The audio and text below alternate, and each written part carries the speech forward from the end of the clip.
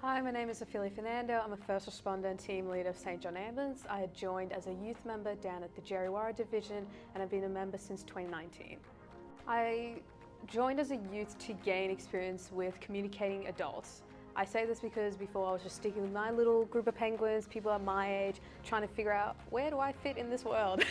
How do I communicate with people? How do I get my ideas to people? How do I figure out what's going on in the world and try and figure out, okay, these are the issues going on.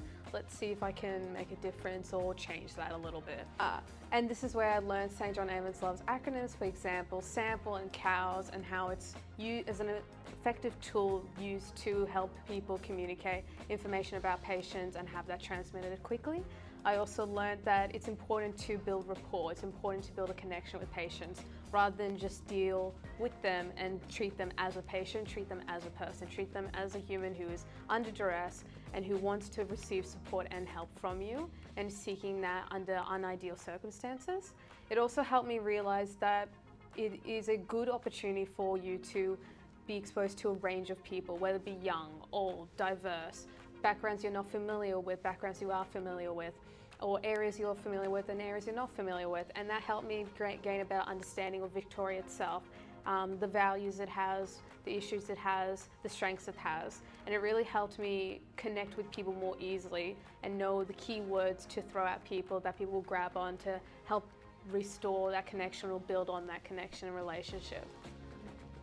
Volunteering with St. John Ambulance has helped me communicate with people older than me, younger than me, people with different views, whether they agree with me or disagree, because ever since I volunteered with St. John Ambulance, I have not been as afraid to speak up about things I disagree with or speak up about areas that I think could be improved. For example, a common trend I've figured out since going from high school into university, for example, is that a lot of people have this fear of speaking out, whether it be in a lecture room or a seminar room or in front of club meetings.